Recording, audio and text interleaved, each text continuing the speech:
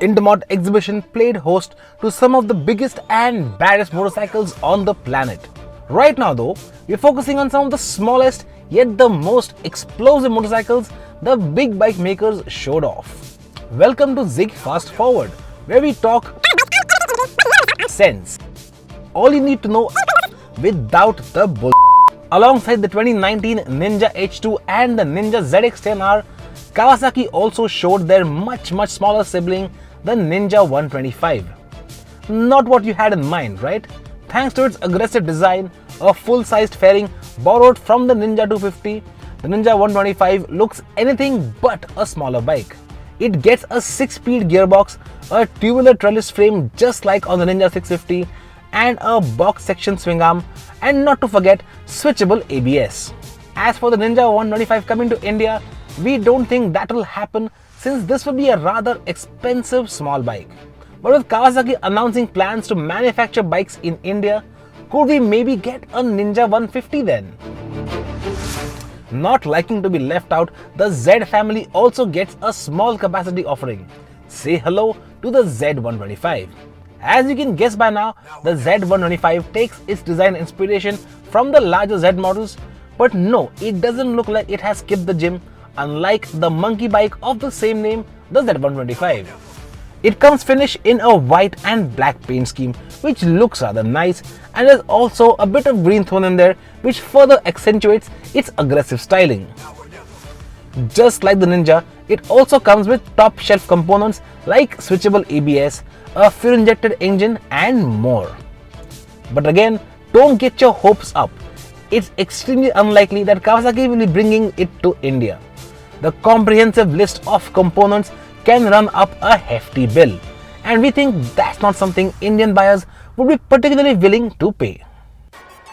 Kawasaki wasn't the only Japanese bike maker to showcase its smaller capacity motorcycle, with Suzuki showcasing the GSXR 125 at the Intermot festival this week. With its blue paint finish and a full fairing, you'll almost mistake it for its higher capacity siblings. This baby Gixxer is actually powered by a fairly advanced 124.4cc liquid-cooled 4-valve single-cylinder motor that pumps out 15 PS of power and 11.5 Nm of torque. But don't let its humble power figures fool you. Suzuki says that it can clock a top speed of 136 km per hour. Now that's 200cc territory.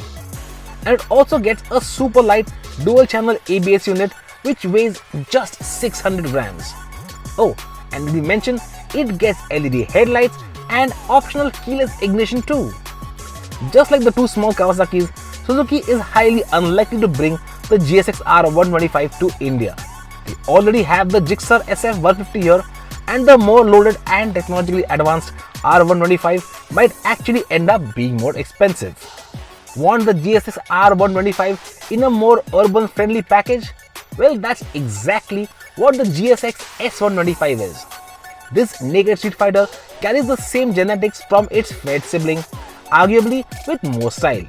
It packs similar design cues as its older naked siblings, like the GSX S150, which is pretty evident when you look at the sculpted fuel tank, the sharper tail section and the fuel tank extensions.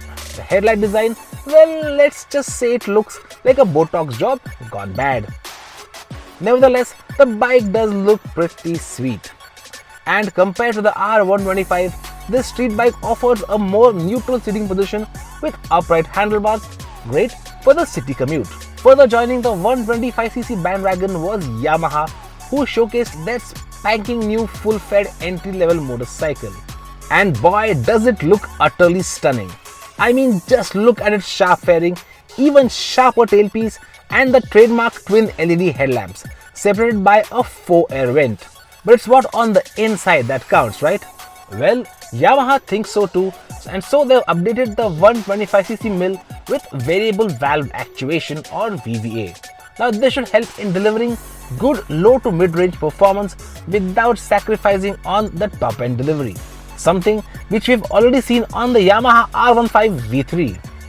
And no, it's not coming to India either. Yamaha already offers a smaller capacity, high performance motorcycle in the form of the R15. If we had to guess, bringing a smaller capacity R series bike just wouldn't make sense in India. If you want the lowdown on more bikes from Intermot 2018 and want to know which of them will come to India soon, do check out our other ZigFF videos.